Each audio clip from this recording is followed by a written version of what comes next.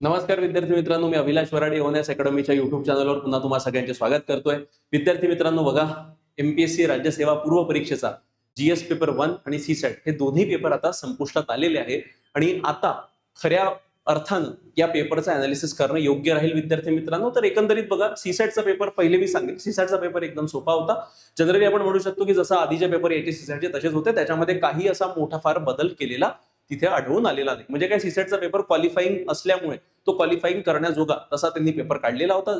जसं अपेक्षा केल्या जात होती काही काही विद्यार्थ्यांकडनं की सर युपीएससीच्या आधारावर एमपीएससीचा पेपर निघेल का, किंवा ज्या पद्धतीनं युपीएससीनं पेपर टफ काढला त्याच पद्धतीने एमपीएससीचा निघेल का, तर असं काही झालेलं आपल्याला सीसॅटच्या पेपरमध्ये तरी आढळत नाही. पण पहिल्या पेपरचं जर आपण विश्लेषण केलं विद्यार्थी मित्रांनो, इव्हन आम्ही जेव्हा आमच्याही टीमनं जेव्हा जीएस पेपर 1 बघितला, तर एकंदरीत सुरुवातीला सगळ्यांच्या सेटमध्ये हिस्ट्रीचे प्रश्न आलेले आहेत आणि त्या इतिहासाच्या प्रश्नांमध्ये विशेष करून जे एन्शियंट हिस्ट्री असू द्या किंवा मेडिवल हिस्ट्री असू द्या, यांचे जे प्रश्न आहेत ते जवळपास आपण म्हणू शकतो की युपीएससीच्या लाईनवर तिथे प्रश्न विचारले गेले होते.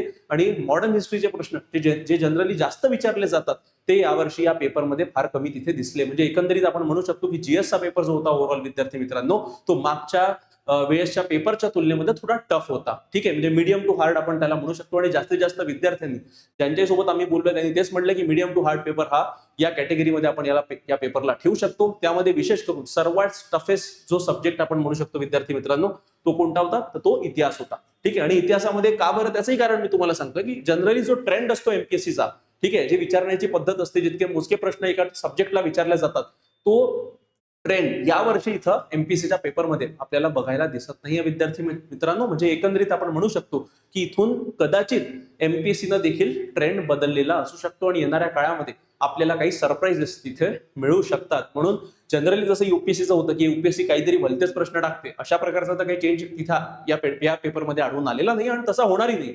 पण म्हणजे काय, तर हळूहळू करत करत जसं ओव्हरऑल फॅक्च्युअल पेपर आधी यायचे, तर इन बिटवीन आता आपल्याला थोडा अॅनालिटिकल प्रश्नांकडे किंवा जे स्टेटमेंट वाईज प्रश्न आहेत त्यांच्याकडे जो कल आहे एमपीएससीचा, तो हळूहळू वळताना तिथं दिसतोय. आणि त्याच्यामध्ये सर्वात टफ सेगमेंट वाला सब्जेक्ट वाईज जर आपण इतिहास म्हणूया, त्याच्यानंतर दुसरा जो सब्जेक्ट होता तो म्हणजे सायन्स अँड टेक्नॉलॉजी. जनरली मागच्या वर्षाचे जर तुम्ही पेपर अनालाइज केले असाल विद्यार्थी मित्रांनो, म्हणजे ज्याला प्रिव्हियस इयर क्वेश्चन म्हणतो, त्याच्या आधारावर जर आपण बघितलं तर ज्या टॉपिकवर सायन्स अँड टेक्नॉलॉजीचे प्रश्न विचारले जायचे जनरली, या पेपरमध्ये तसं तुम्हाला दिसत नाही. आणि थोडे टफ प्रश्न सायन्स अँड टेक्नॉलॉजीचे तिथे तुम्हाला बघायला मिळत आहे. म्हणजे हिस्ट्री आणि सायन्स अँड टेक्नॉलॉजी, तर एकंदरीत या दोन विषयांचे जे प्रश्न आपण जर बघितले तर ते थोडे टफर साईडला आहेत, थोडे कठीण प्रश्न आहेत. तर असे प्रश्न सोडवायला एक तर तुमच्याकडे नॉलेज देखील पाहिजे आणि तुमच्याकडे लॉजिक देखील पाहिजे. कारण बघा की हा पेपर असा होता विद्यार्थी मित्रांनो की जर तुम्ही याच्या आधीचे 3-4 वर्षाचे पीवायक्यूचं प्रॉपर अनालिसिस केलं असेल आणि जे एलिमिनेशन टेक्निक आहे किंवा लॉजिकल टेक्निक आहे त्या जर तुम्ही इथे वापरले असेल, तर डेफिनेटली हा पेपर तुमच्यासाठी एक प्रकारचा सोपा पेपर राहू शकला असता. पण त्यासाठी किमान तुम्ही याच्या आधीचे 2-3 पेपरचं प्रॉपर विश्लेषण किंवा 2-3 पेपर दिलेले असले पाहिजे. आणि त्याचं जर प्रॉपर अनालिसिस असेल तर डेफिनेटली तुमच्यासाठी हा प्रश्न लॉजिक आणि एलिमिनेशन टेक्निकच्या आधारावर तिथे सुटला असता. पण यामध्ये अजून करून सांगतोय की मागच्या वेळेसच्या तुलनेत माझं ठाम मत जे ओव्हरऑल आहे ते म्हणजे हा कठीण पेपर आहे विद्यार्थी मित्रांनो. इकॉनॉमिक्सचे जर आपण प्रश्न बघितले, म्हणजे दोन सब्जेक्ट सर्वात टफेस्ट होते, एक हिस्ट्री आणि एक सायन्स अँड टेक्नॉलॉजी. इकॉनॉमिक्सचे जर आपण प्रश्न बघितले तर अगेन इकॉनॉमिक्समध्ये सुद्धा स्कीम बेस जास्त प्रश्न होता, योजनाबद्दल जास्त प्रश्न विचारले गेले होते. इकॉनॉमिक सर्व्हेवरचा एक प्रश्न तिथे विचारला गेला होता. ठीक आहे, त्याच्या व्यतिरिक्त पॉलिसीज ज्या होत्या, ठीक आहे, तर 3-4 प्रश्न फक्त पॉलिसीजवर विचारले गेले होते. ठीक आहे, तेंडुलकर कमिटीवरच 2 प्रश्न विचारले गेले होते. म्हणजे एकंदरीत बघा, पॅटर्न इकॉनॉमिक्सवर ज्या प्रश्न विचारण्याचा आहे तो त्यांनी सेम ठेवलेला आहे, फक्त योजनांवर तिथे जास्त किंवा पॉलिसीजवर जास्त भर तिथे देण्याचा प्रयत्न या पेपरमध्ये आपल्याला केलेला आढळतोय. म्हणजे एकंदरीत इकॉनॉमिक्सचे प्रश्न जर आपण बघायला गेले तर मीडियम कॅटेगरीमध्ये आपण तिथं म्हणू शकतो. आणि सर्वात सोपा सेगमेंट या अख्ख्या पेपर मधला जो होता तो होता म्हणजे पॉलिटीचा विद्यार्थी मित्रांनो. पॉलिटीचे प्रश्न एकदम डायरेक्ट प्रश्न होते, फक्त त्याच्यातले 2 प्रश्न, 1 किंवा 2 प्रश्न जर तुम्ही सोडले तर बाकी सगळे प्रश्न तुमच्या लक्ष्मीकांतच्या पुस्तकातून त्याचे उत्तर येण्याजोगे होते. आणि जर तुम्ही बेसिक पॉलिटी जर चांगलं केली असेल तर स्पेसिफिकली तुमचा पॉलिटीचा सेगमेंट अतिउत्तम किंवा एकदम चांगला गेला असेल. ठीक आहे, 2 प्रश्न सोडले तर बाकी सगळे प्रश्न पॉलिटीचे एकंदरीत सोपे होते विद्यार्थी मित्रांनो. आणि करंट अफेअर्स वर जे प्रश्न विचारले गेले आहे ते देखील ओव्हरऑल आपण ऍव्हरेज कॅटेगरीमध्ये म्हणू, म्हणजे मीडियम लेवलवर. ठीक आहे, त्याच्यामध्ये देखील जवळपास 8 ते 9 प्रश्न सुटण्याजोगे होते. पण 2-3 प्रश्न जे होते, जसं त्यांनी मूवीवर ऍव्हरेज प्रश्न नाही विचारला, पुस्तकावर यावेळेस प्रश्न नाही विचारला, तर थोडा तो ट्रेंड बदललेला आपल्याला करंट अफेअर्सच्या सुद्धा प्रश्नामध्ये तिथं बघायला मिळतोय. आणि सर्वात शेवटलं म्हणजे एन्व्हायरमेंट. तर एन्व्हायरमेंटचे काही 5-6 प्रश्न होते विद्यार्थी मित्रांनो, आणि त्या एन्व्हायरमेंटच्या प्रश्नांमध्ये जर आपण बघायला गेलं तर हे जे एन्व्हायरमेंटचे प्रश्न आहे यावर्षी विचारले गेले ते युपीएससीच्या आधारावर आपण म्हणू शकतो. जसे युपीएससी प्रश्न विचारते तसेच प्रश्न एन्व्हायरमेंटचे यावर्षी आपल्याला पेपरमध्ये तिथे बघायला मिळत आहेत. तर याच्यावरून तुम्ही अंदाज लावू शकता की हळूहळू करत करत एमपीएससी काय करत आहे, युपीएससीला कॉपी करण्याचा प्रयत्न करत आहे. आणि कालांतराने आपल्याला दिसू शकतं की जो अॅनालिटिकल अप्रोच आहे किंवा अॅनालिटिकल जे प्रश्नांचं वजन आहे ते आता एमपीएससीच्या पूर्व परीक्षेच्या पेपरमध्ये हळूहळू तिथे वाढताना आपल्याला दिसणार आहे, अशी आपण अपेक्षा करू शकतो. आणि जॉग्राफीचा जो एक सेगमेंट होता विद्यार्थी मित्रांनो, अगेन जॉग्राफीमध्ये सुद्धा एक मीडियम लेवलचे प्रश्न विचारले गेले आहेत. जर तुम्ही 3-4 प्रश्न सोडले ते थोडे टफ होते, पण बाकीचे जॉग्राफीचे प्रश्न ओव्हरऑल कसे होते विद्यार्थी मित्रांनो, एक मीडियम लेवलचे होते आणि सोडवण्याजोगे तसे प्रश्न होते. म्हणजे काय, तर पूर्ण प्रश्नांचं जे विश्लेषण इथे मी तुम्हाला सांगतोय, हे मी प्रॉपर एक पूर्ण प्रश्न बघितले आणि त्याच्या आधारावरच मी तुम्हाला पूर्ण विश्लेषण सांगतोय. म्हणजे एकंदरीत हा पेपर मी म्हणेल की मीडियम टू हार्ड कॅटेगरीतला होता. जर तुम्ही फर्स्ट अटेम्प्ट करणारे असाल तर डेफिनेटली हा पेपर तुमच्यासाठी हार्ड आहे विद्यार्थी मित्रांनो. पण जर तुम्ही दुसरा तिसरा जर तुमचा अटेम्प्ट असेल तर मला वाटतं की मीडियम टू हार्ड कॅटेगरीमध्ये असेल. आणि हे प्रश्नांचे उत्तर जर तुम्ही दुसरा तिसरा अटेम्प्ट देत असाल तर डेफिनेटली तुम्हाला याच्यातले मेजर प्रश्नांचे उत्तर तिथे यायलाच पाहिजे. अशा प्रकारचे काही प्रश्न होते. पण अगेन मी परत रिपीट करतोय, सरसकट हे विधान सगळ्यांना लागू पडत नाही. ज्यांनी योग्य अभ्यास केलेला आहे, ज्यांनी लॉजिक वापरलेला आहे, ज्यांनी पीवायक्यूचा अनालिसिस केलाय. म्हणून आम्ही परत सांगतोय की तुम्ही कोणताही टॉपिक, कोणताही अभ्यास करण्याच्या आधी पहिले त्या टॉपिकवरती कसे प्रश्न विचारले गेले आहेत हे तुम्ही अभ्यासा. कारण लॉजिक लागतंय बरं, ठीक आहे. मागचे जर तुम्ही प्रश्न बघितले असेल त्याच्या आधारावर तुमचे या पेपर मधले देखील बरेचसे प्रश्न तिथे सुटण्याजोगे होते.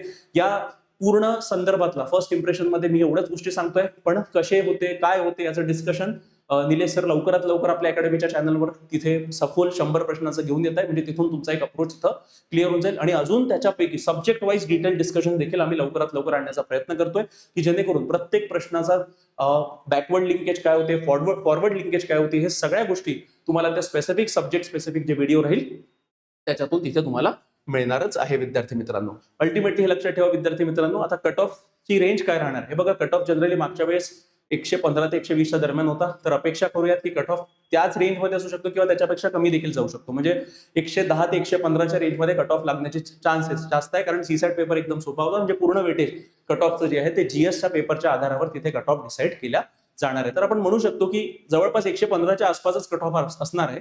मागच्या वेळेसपेक्षा 2-3 मार्क कमी देखील कट ऑफ लागण्याची चिन्हे तिथे आहेत विद्यार्थी मित्रांनो.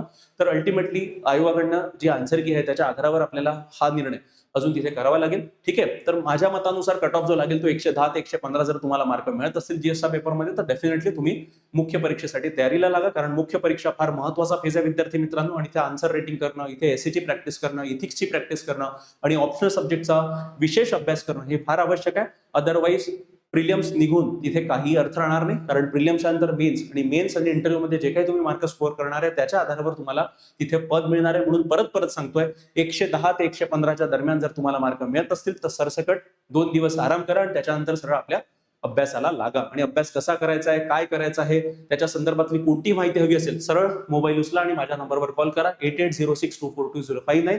ठीक आहे. या नंबरवर कॉल करा. आमच्या EONIS अकॅडमीच्या तर्फे आम्ही ब्रिज कोर्स देखील आणलेला आहे. म्हणजे जे नवीन टॉपिक सिलेबस मध्ये ऍड केलेला आहे त्याच्यावरती आमचा एक ब्रिज कोर्स ऑलरेडी तयार आहे किंवा तो लाईव्ह सुद्धा आम्ही करणार आहे. त्याच्या संदर्भात जर काही माहिती हवी असेल तर अगेन मला डायरेक्टली माझ्या नंबरवर कॉल करा किंवा आमचं टेलिग्राम चॅनल देखील तुम्ही डाउनलोड करू शकता. या टेलिग्राम चॅनलला डेफिनेटली जॉईन करा विद्यार्थी मित्रांनो. संपूर्ण ज्या अपडेट्स आहेत एमपीएससी संदर्भातल्या, करंट अफेअर असू द्या, काही असू द्या, कोणते व्हिडिओज आम्ही जे महत्त्वाचे टाकतोय, उत्तर लिखाणा संदर्भात असू द्या, इथिक्सच्या संदर्भात असू द्या, ते सगळे व्हिडिओ तुम्हाला या स्पेसिफिक टेलिग्राम चॅनल मधून तुम्ही ऍक्सेस करू शकता. म्हणजे कोणतंही अपडेट तुमच्यापासून तिथं राहणार नाही. आणि सर्वात महत्वाचं म्हणजे जर नवीन विद्यार्थी असाल तुम्ही तर समर्पण बॅच किंवा रिपीट बॅच करायची असेल तर समर्पण बॅच आम्ही परवापासून सुरुवात करतोय. या समर्पण बॅच साठी विशेष करून ही ऑनलाईन प्लस ऑफलाईन ही दोन्ही माध्यमातून बॅच आहे. आणि जी आमची टीम आहे विद्यार्थी मित्रांनो, प्रत्येकाने युपीएससी किंवा एमपीएससीचा इंटरव्ह्यू दिलेलाच आहे. आणि हा कोर्स मात्र 29,999 ला विद्यार्थी मित्रांनो अवेलेबल आहे. या कोर्स अंतर्गत आम्ही काय काय देतोय तर प्रिलियम्स, मेन्स आणि इंटरव्ह्यू म्हणजे इंटिग्रेटेड बॅच आहे. लाईव्ह प्लस अनलिमिटेड रेकॉर्डिंग आहे. लाईफ टाईम व्हॅलिडिटी या कोर्सची. म्हणजे एकदा जर तुम्ही या कोर्स विकत घेतला तर आयुष्यभरासाठी तुम्ही किती वेळा इथे बघू शकता काहीही नंबर ऑफ व्ह्यूजची वगैरे तिथे काही बंधनं नाही. बेसिक टू ऍडव्हान्स कव्हरेज आहे. एनसीआरटी प्लस बालभारतीचा कव्हरेज आम्ही देतो याच्यामध्ये. आन्सर रायटिंग प्रॅक्टिसवर आमचा विशेष करून भर आहे विद्यार्थी मित्रांनो, कारण आम्हाला माहिती आहे की जर तुम्हाला एमपीएससी राज्यसेवेतून पोस्ट काढायची असेल तर आन्सर रायटिंग शिवाय दुसऱ्या गोष्टीला गत्यंतर नाही. म्हणून आन्सर रायटिंग करणं, एसएची प्रॅक्टिस करणं, या सगळ्या गोष्टी याच्यामध्ये आहे. पीवायक्यूचं अनालिसिस, जसं मी तुम्हाला सांगितलं की या पेपरमध्ये जर तुम्ही याच्या आधीच्या 5 वर्षाच्या पेपरचं जर अनालिसिस केलं असतं तर डेफिनेटली तुमचे सिलेक्शनचे चान्सेस किंवा प्रिलिम्स निघायचे चान्सेस अजून वाढले असते. ज्यांनी केलाय त्यांना निश्चितच फायदा होणार आहे. म्हणून प्रत्येक टॉपिक शिकवताना त्याच्यावरती कसे पीवायक्यू विचारले गेले आहेत, स्टडी नोट्स, टेस्ट सिरीज आणि मेंटरशिप. मेंटरशिपचं महत्व काय विद्यार्थी मित्रांनो, की तुम्ही कसा अभ्यास करायचा, डेली प्लॅनिंग कसं करायचं, आठवड्याचं प्लॅनिंग काय कसं करायचं, मंथली प्लॅनिंग कसं करायचं, या सगळ्या गोष्टी त्याच्यामध्ये इन्क्लुडेड. आणि ही आमची ऍप आहे विद्यार्थी मित्रांनो. या ऍपच्या माध्यमातून आमचा इथिक्सचा कोर्स निलेश सरांनी स्पेसिफिकली पूर्ण नवीन प्रकारचे नोट्स इथे आणलेले आहेत आणि इथिक्सचा कोर्स आमच्या युट्यूब चॅनलवरती अवेलेबल आहे आणि सेपरेट कोर्सेस, लाईव्ह कोर्सेस आता उद्यापासून सुरू होणार आहे. ते देखील तुम्ही जॉईन करू शकता. तर एओनाएस अकॅडमीचं जे ऍप आहे त्याची लिंक डिस्क्रिप्शन मध्ये दिली आहे, तिथून डेफिनेटली तुम्ही ते चॅनल जॉईन करा. आणि अगेन आमचं जे ब्रांचेस आहे विद्यार्थी मित्रांनो, जर तुम्हाला हेच कोर्सेस ऑफलाईन मध्ये हवे असेल तर नागपूर आणि पुणे या दोन्ही ठिकाणी आमचे ब्रांचेस अवेलेबल आहे. त्याची सुद्धा ऍड्रेसची लिंक डिस्क्रिप्शन मध्ये दिलेली आहे. अल्टिमेटली लक्षात ठेवा विद्यार्थी मित्रांनो की एमपीएससी राज्यसेवेतून जर तुम्हाला पद काढायचं असेल तर आता पूर्व परीक्षा म्हणजे या पूर्ण एक्झाम प्रोसेसचा पहिला टप्पा झालेला आहे. दुसरा टप्पा जो आहे तो म्हणजे सर्वात महत्वाचा आहे, तो म्हणजे उत्तर लिखाणाचा, ज्याला आपण मुख्य परीक्षा म्हणतो. आणि उत्तर लिखाण करताना प्रॅक्टिस असणं फार आवश्यक आहे. ठीक आहे, उत्तर कसं लिहायचं, योग्य उत्तर काय आहे त्याला चेक करून द्यायचं, या सगळ्या गोष्टीसाठी आम्ही लवकरात लवकर आन्सर रायटिंग संदर्भात एक कोर्स घेऊन येतोय. तो देखील तुम्ही डेफिनेटली सबस्क्राईब करा. मी 100% गॅरंटी घेतो की जो कोणी तो कोर्स लावेल त्याचं सिलेक्शन झाल्याशिवाय राहणार नाही विद्यार्थी मित्रांनो, कारण अशाच पद्धतीने आम्ही तो कोर्स डिझाईन केला की जेणेकरून दररोज डेली बेसिसवर तुमची आन्सर रायटिंग प्रॅक्टिस तिथे आम्ही करून घेणार आहोत. आणि तुम्ही जो कोणी कोर्स तो लावेल तो कोणीही त्याच्यापासून राहणार नाही, सिलेक्शन पासून राहणार नाही, अशी आम्ही खात्री देऊ इच्छितो विद्यार्थी मित्रांनो. तर अल्टिमेटली बघा की जो काही कट ऑफ मी सांगितलेला आहे, जर 110 ते 115च्या दरम्यान जर तुमचे मार्क येत असतील, काही दुसरा विचार करू नका आणि सरसकट अभ्यासाला लागा. काही याच्या त्याचा ओपिनियन घेत बसू नका, कट ऑफ अजून किती वाढेल, काय वाढेल. अभ्यास करा, त्याच्या आधारावरच तुमची मुख्य परीक्षा निघणार आहे. तर या व्हिडिओमध्ये इतकंच विद्यार्थी मित्रांनो. जर तुम्हाला व्हिडिओ आवडला असेल तर व्हिडिओ लाईक करा, शेअर करा आणि चॅनलला सबस्क्राईब करायला विसरू नका. धन्यवाद विद्यार्थी मित्रांनो.